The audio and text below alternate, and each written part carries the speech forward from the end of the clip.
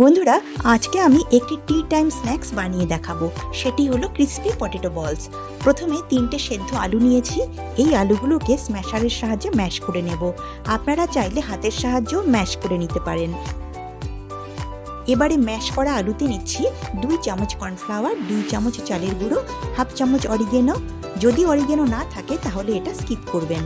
জিরে গুঁড়ো, চাট মশলা, গোলমরিচ পাউডার, লঙ্কা গুঁড়ো, সামান্য হলুদ গুঁড়ো, স্বাদমতো লবণ, 1 চামচ চিনি, 1 চামচ সাদা তিল, সব কিছু মিশিয়ে নিয়ে একটা ডো বানিয়ে নেব।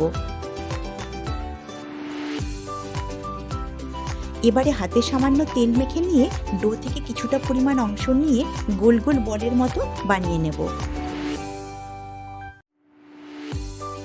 এইভাবে সবগুলো বলস বানিয়ে নেব। এবারে এই বলগুলো এক্ষুনি তেলে ফ্রাই করব না, নর্মাল ফ্রিজে 2-3 ঘন্টা রেখে দেব। 2-3 ঘন্টা পর ফ্রিজ থেকে বার করে এনেছি। এখন পটেটো বলসগুলো কিন্তু বেশ শক্ত হয়ে গেছে। এবারে গরম তেলে ছেড়ে দেব। আপনারাও এইভাবে পটেটো বলসগুলো তৈরি করে ফ্রিজে রেখে দেবেন। যখন ভাজার সময় হবে তখন ফ্রিজ থেকে বার করে ভেজে নেবেন। মুচমুচে করে ভাজা হয়ে গেলে তুলে নেব। তৈরি হয়ে গেল দারুণ ক্রিস্পি পটেটো বলস। যেহেতু নিরামিষভাবে তৈরি করা হয়েছে, তাই যে কোনো নিরামিষ দিনেও আপনারা এটি তৈরি করতে পারেন।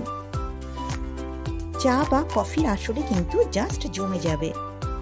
এই স্ন্যাক্সগুলো টমেটো সসের সঙ্গে খেতে কিন্তু দারুণ লাগে।